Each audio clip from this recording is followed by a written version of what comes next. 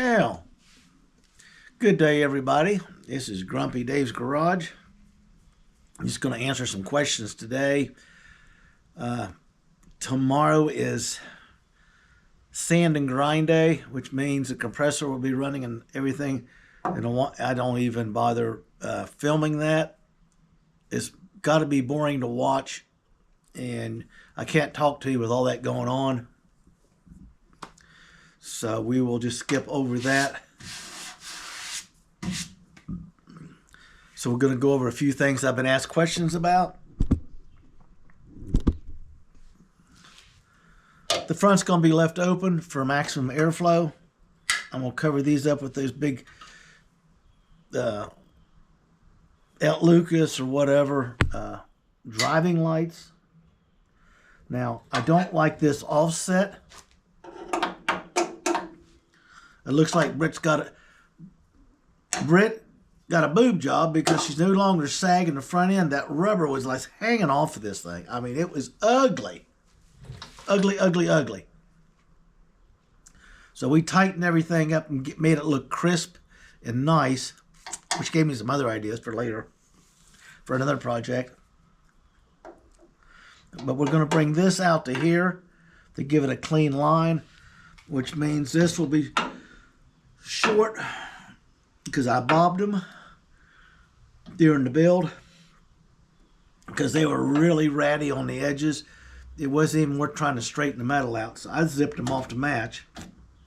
And then I had to go out and find two pieces of metal with my curves, and I'll clean this one up and make that one to match. And when this comes out, this has to be ground right here, level. I got a little touch-ups to do here to get this to look right. You can see where I'm still working on it. And I want it just to come right on around. Okay?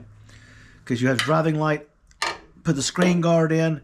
Going to clean the screen guard up with a different style screen. Put the MG emblem right in the middle of it.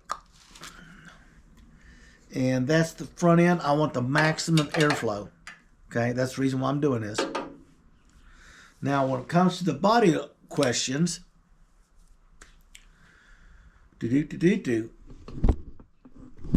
click, click. There we go. Let's see if I can get the body questions asked. Okay.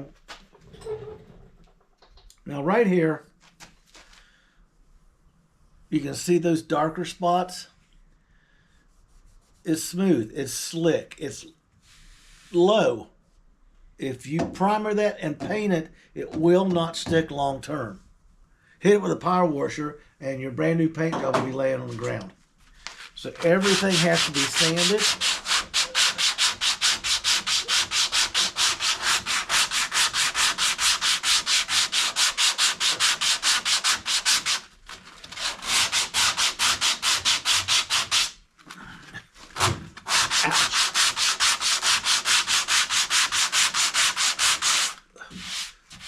Like that.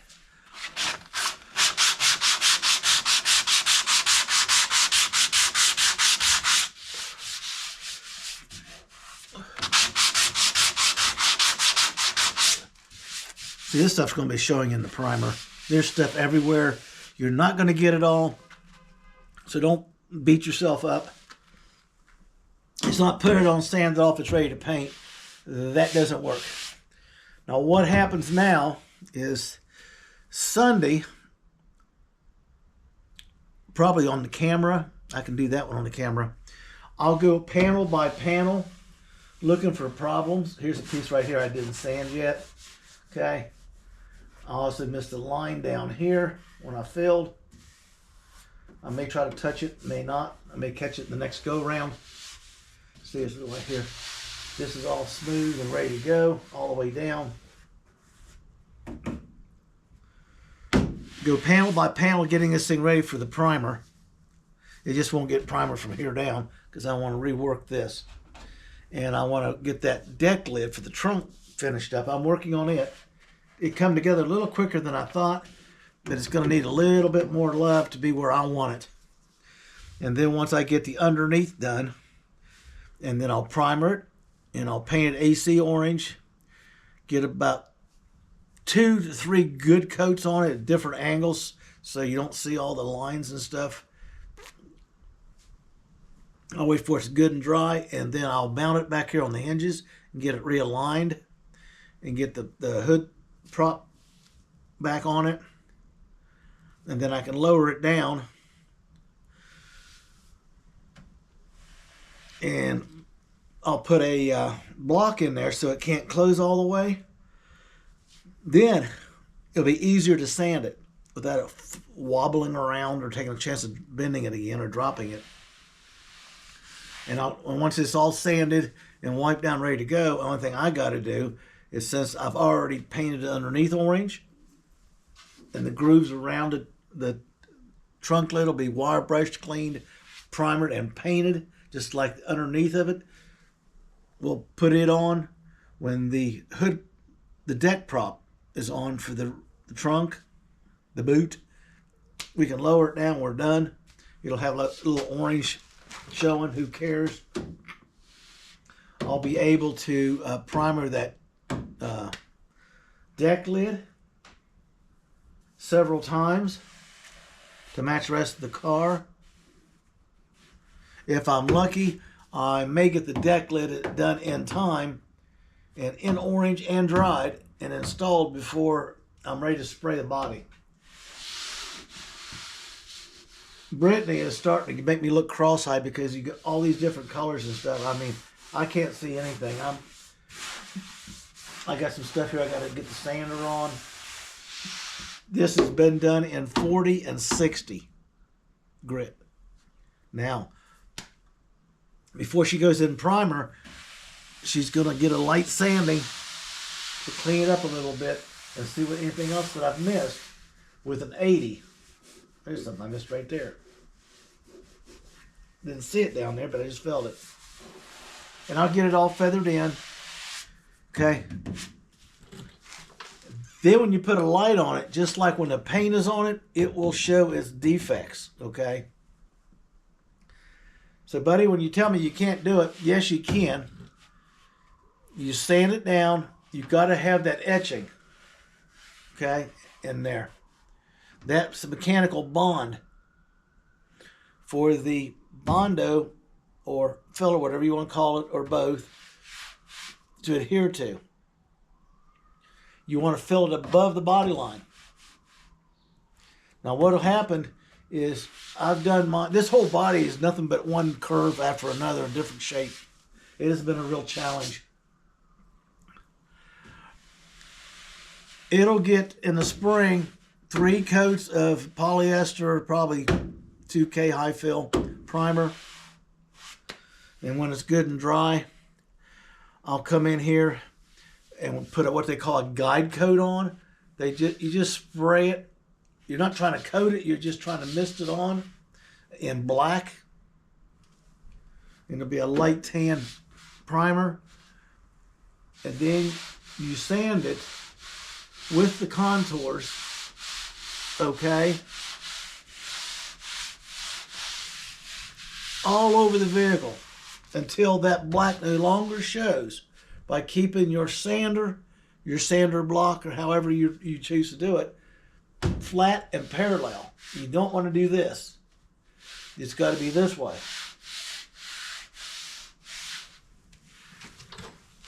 I don't have the sander here. I could show you the angles on it.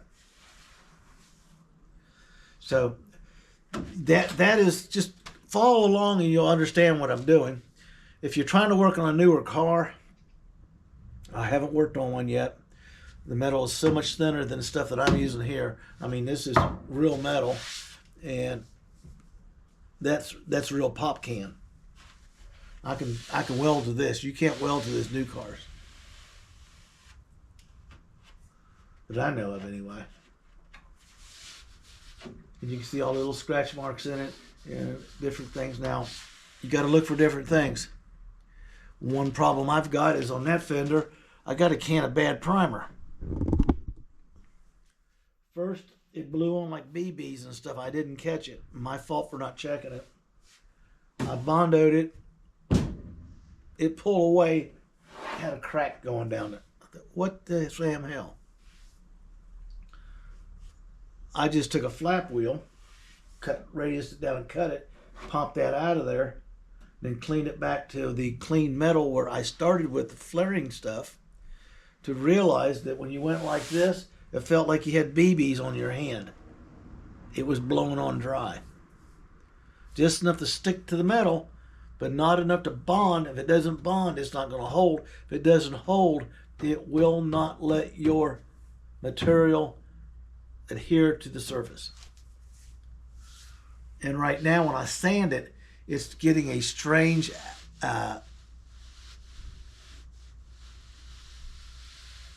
it's trying to get, I can't even find a word for it. It doesn't sand smooth. It just keeps getting nasty and nastier surface on it. So I'm just about ready to go to town on that fender. If you see me doing it on the video, that's why. I've got to get it off. I've got to be down to the right surface. If not, I'm wasting my time.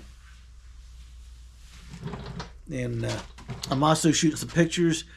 These pictures will go on a website I go to, and showing people what I'm doing and how I did it. And I've got a guy who did an alternator bracket himself.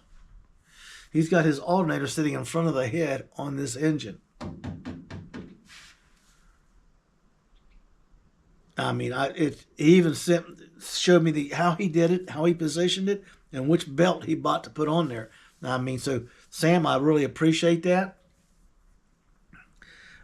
Plus, when I was working with the rear end and he was doing his, I was sending several guys which rear end I used, why I used it, the drive shaft issue, because you have to reduce it, find a smaller drive shaft, the older ones, in which U-joints, conversion U-joints, because one of them's wider than the other in this way, to cut and make my drive shaft, which helped them out too. So it's like a give and take. You know, it's the way I like doing things. It took me 7 weeks to figure out the rear end. It probably took them about 3 or 4 days to do what I did in 7 weeks, because I showed them which rear end to buy and how it went in. It's all in my video here. And which parts I ordered by the numbers, so they didn't have to go out and guess. And which drive shaft end, because I got a new one to make sure with a clean cut, I had a clean end going on it, smacked it in there, checked it and measured it, make sure it wasn't, you know, wasn't going to do one of these Watusi hula dances. Got a weld on it. It's not a pretty weld, but it's a holding weld. And then put the U-joints in it, and it's ready to go in the car, but it's in the trunk because it is in the way of me doing the brake line, and I don't want to work around it, so I'll get the brake line in, and then when I'm back there, I'm going to take the torque wrench back and torque all the bolts again, make sure I didn't miss nothing, double check everything, and do the same thing as I come forward. Because see, this whole front end,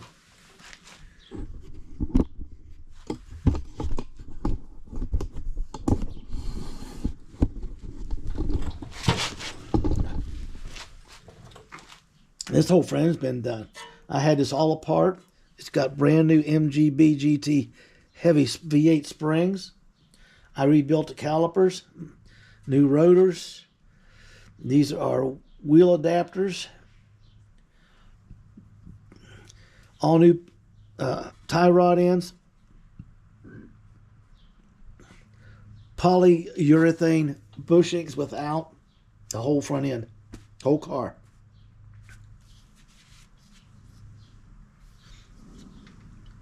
Thing's scary because when you start to push it, it wants to roll real easy. So it is going to be something else to drive. It's going to be just downright fun, fun, fun. Okay. Torsion bar is still hanging. I had a guy make a comment about it. Dude, I know it's hanging. I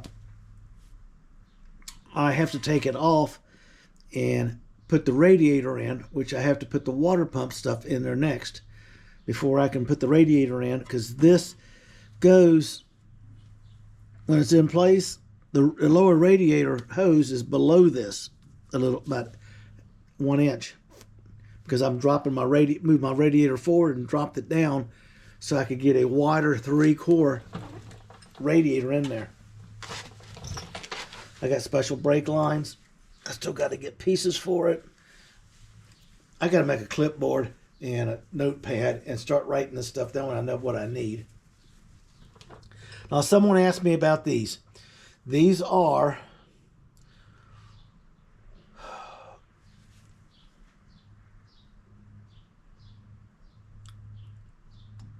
4.50. That was the MG ones on the inside.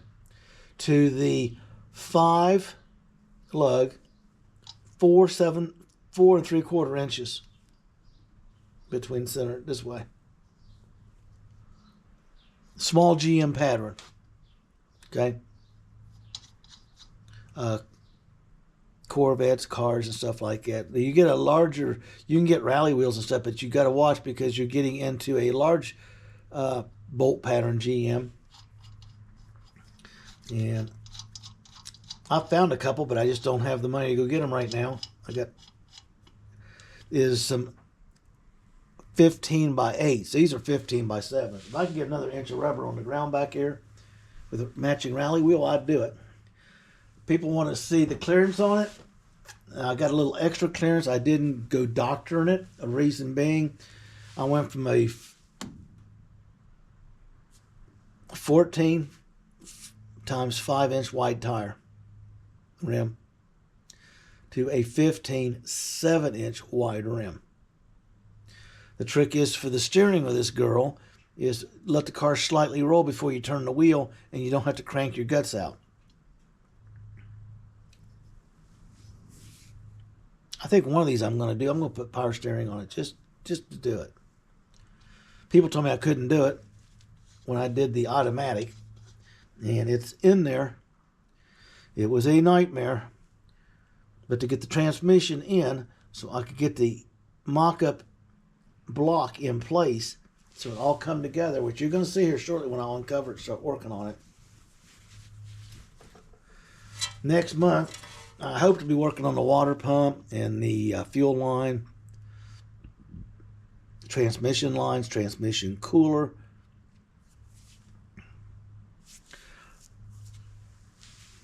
I want to start working on the mechanical stuff. I need a break from the bodywork. So once it's basically protected, then a coat of primer and the bulk of this stuff's done. About once a week, I'll just turn the bright lights on and go over it panel by panel and repair all the stuff that I messed up.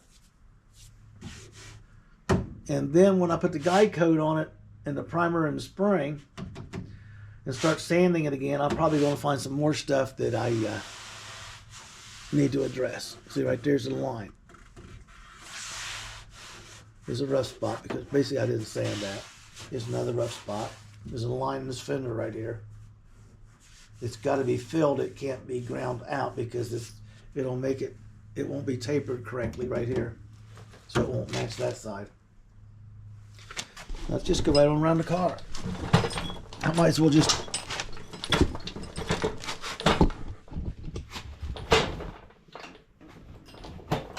there. I'm going to drop those pieces off of the front end, have Jimmy put them on his big drill press and pop them out for me. I got to get in here a piece of sandpaper. I got to radius these doors. See how nice that is. It's still going to have the impression of the line, but it's not going to be like a shelf like it was before. So I'm looking down through there, and right now I can see stuff that has to be corrected. That's the reason I want to get it in primer and get it underneath the bright lights so I can get a really good look. The primer going on thick will act just like the paint will. It'll start showing stuff up. And that's what I want. I'll take some pictures of it up close and out in the sunlight. Would help me locate things. I gotta keep forgetting to take this window out. So you can have a slight impression, nothing to write home about. I got to radius this with sandpaper.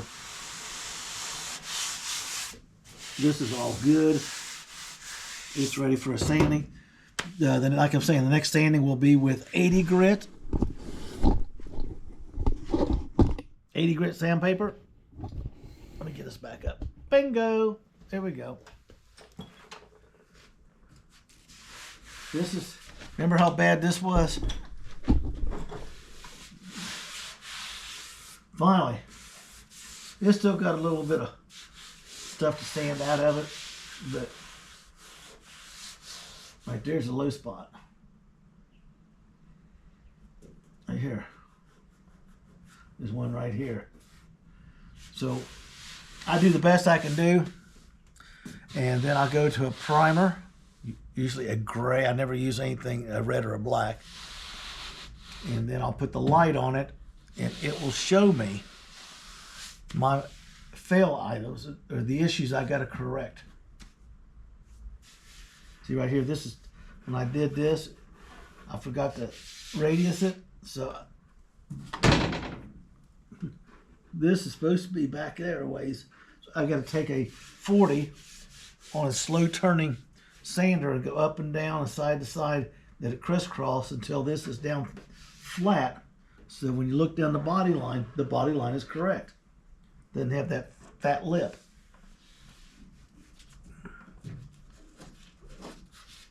I gotta do some, see there's a little line right there. There's always something, the more you look, just the nature of it. Something here I need to address.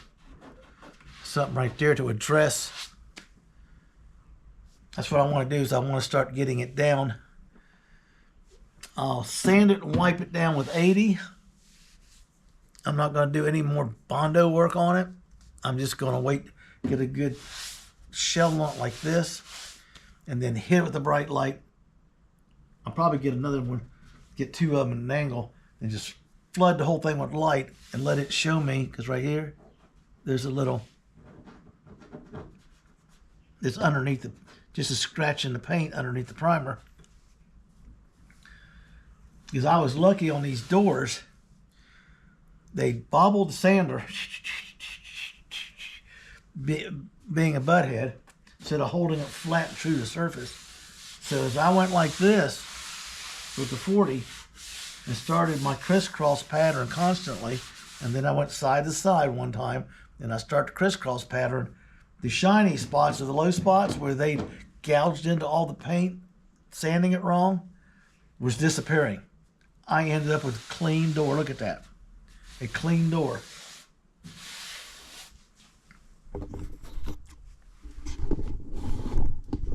See? Clean door.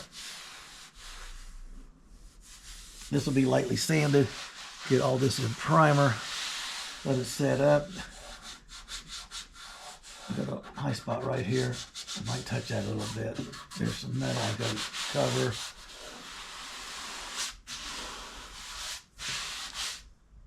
I got to make a decision on mirrors. Some guys like to put them up on the fenders, look, so they can look out the windshield down the side. Others people, I'm used to having them here.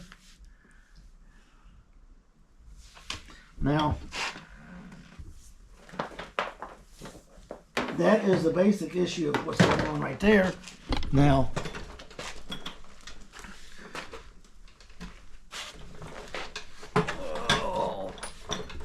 what's going on here? Can't even roll around my garage in my, see how nice this looks? This was pretty bad. I got it straightened out. Still got a little, feels like a little high spot here. I won't know. The guide code will show, because when I start sanding it, the bottom lower levels will have that black primer on it. The upper level will be sanding off this color. So as I sand it down, keep taking it off, when it's all like this and there's no black primer showing, it's level and flat and true. Now right here,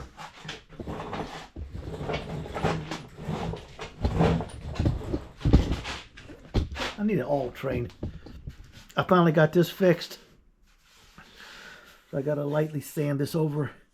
The next coat comes on to align the center of it, and then I got to sand it by hand and do some more finessing to make it match this one, which came out really nice. This one's close. I just got to radius it, from here across and then fill this side up. And when it's cured, we will just roll it out like this one. There's the deck lid I'm working on. I'm racing to get it done. If I don't get it done, I don't care. It'll just be sitting outside when I primer in the car. It'll be done sitting on the car for pictures. See, this is nice and smooth. Now this, still got some, I'll just do some more on here so it's kind of rough. That's why it's a different color. Now here, we had a hump in the metal that they hid an accident behind. So when I cut and relieve the wheel wells, the lips off of them, this thing popped out like a fat lip. So I had to do some work to get it down. A little massage into the metal. And then I got it down, tapered it. Right now it's ready for its final hard sanding, especially along the edges and the bottom. It's all jaggy and hanging down. Get it all cleaned up, and it'll get one more thin coat to make sure it's good enough for sanding.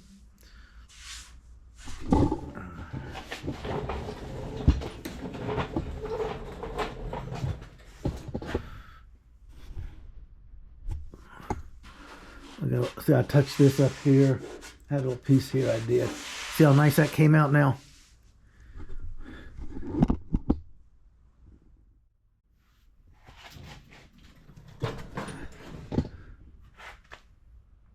Because this is the one I had to tear everything out to get to the metal so I could weld this onto the metal.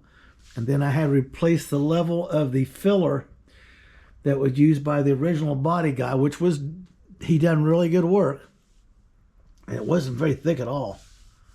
It was like 1/8 of an inch to a 1/16 of an inch here and there. Just, he did a good job of hammering it out. He didn't drill holes and pull it. He hammered it out. He got it pretty good. Somewhere along the way, someone pushed it or dinged it again.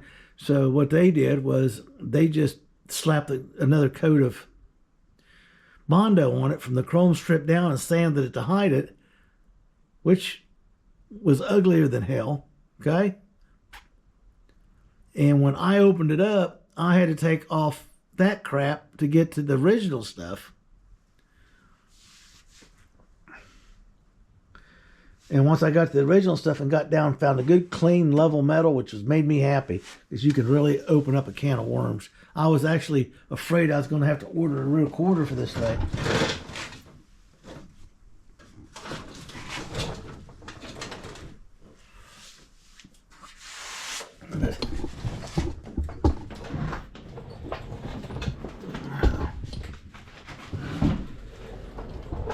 But see, it's just patience. It's just patience, people.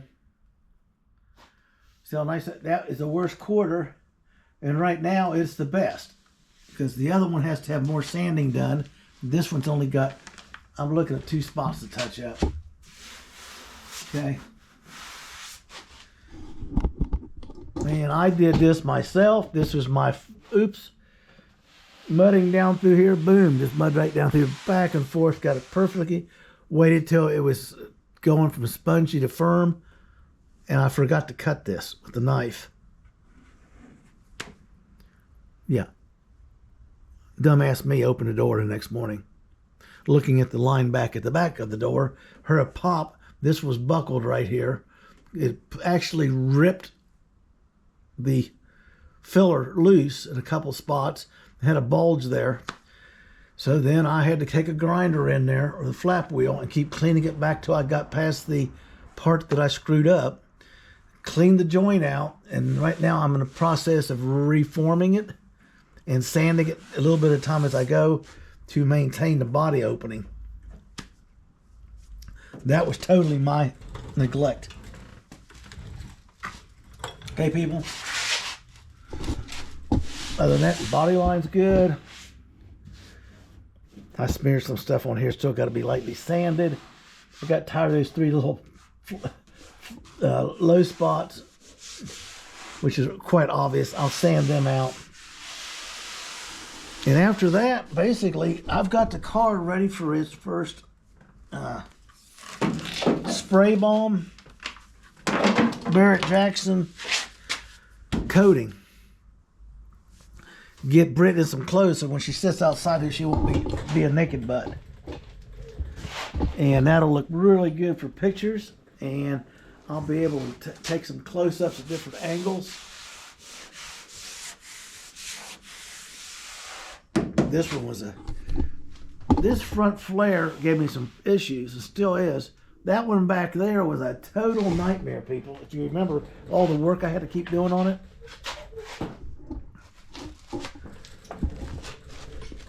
Let me see if I can get this right where I want it. Looking right down that bucket pipe. Let me grab the monitor and see what we got. Oh yeah.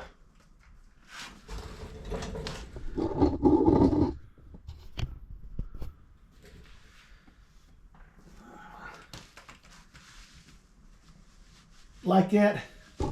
Oh, I do.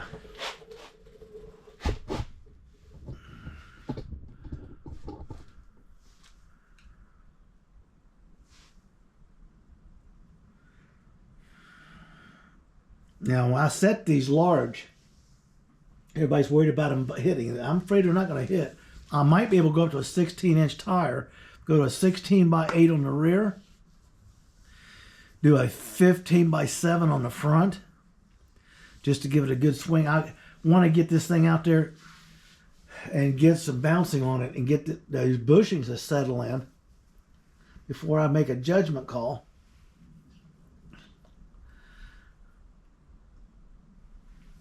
Next month, I want to do the water pump, fuel line, brake lines,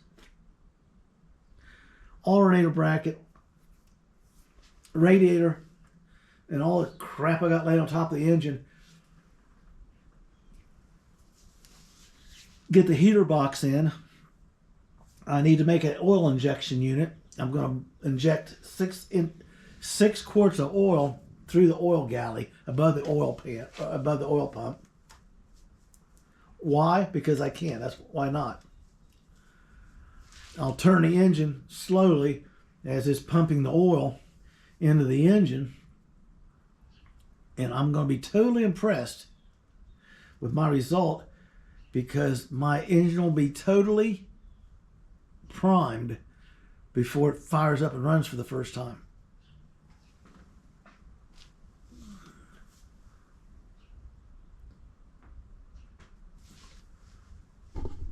That looks good back down through there, doesn't it? Ooh-wee.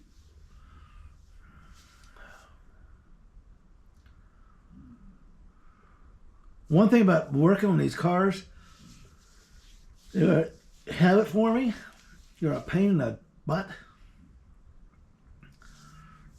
And you just got to roll your sleeves up and make it happen.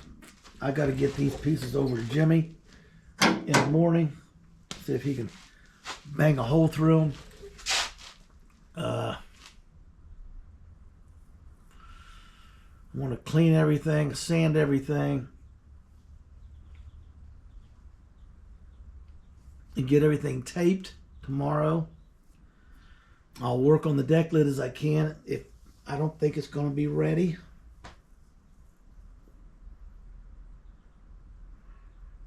I know the hood's not going to be. I'm not going to care. I don't care about it. Or the front valence. So I'm going to get the deck lid and the valence work first. I'll catch up with the primer on that, and then we will roll the car farther back against the wall. I'll block it so we can't kiss the wall with it. And we will build a one-off hood with a rise. Just a little smidgen of a look.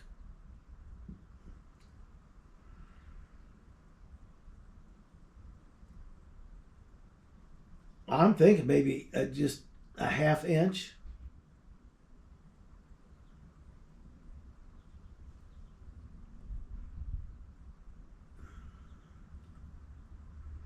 Three-quarters of an inch. Just a little something when it comes out, picks up some space, gives me a little extra working room, and then just immediately fades right into nothing.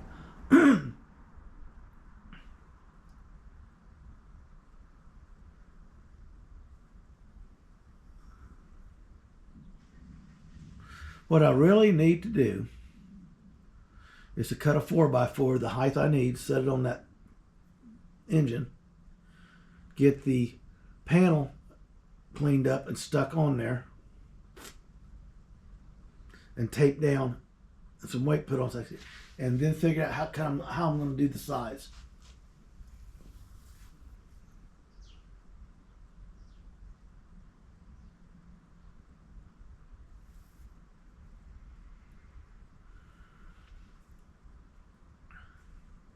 Because I've got a curve to deal with.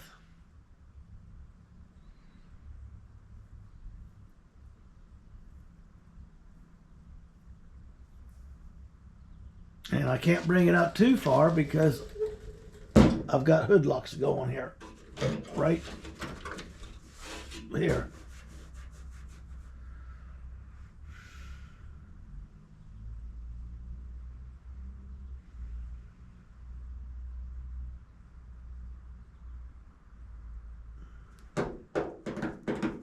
See, it's always something. You're looking up the road at your project and you find different things.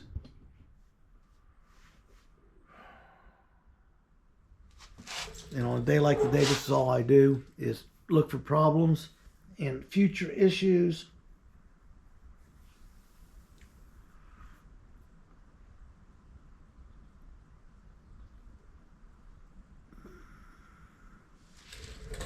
And we could probably set that hood on there. So anyway, people, that's it. That's the answers you wanted. We will get into the actual build and stuff rolling again. We're just going to take a short intermission, I should say. I got to pick up the Equinox. I've got my granddaughter's BMW here for brakes. I got the Equinox transmission, has to go in it. It's a nightmare sitting in the driveway. So it is what it is, people. Like, subscribe, hang in there. We're going to get downright interesting as we go.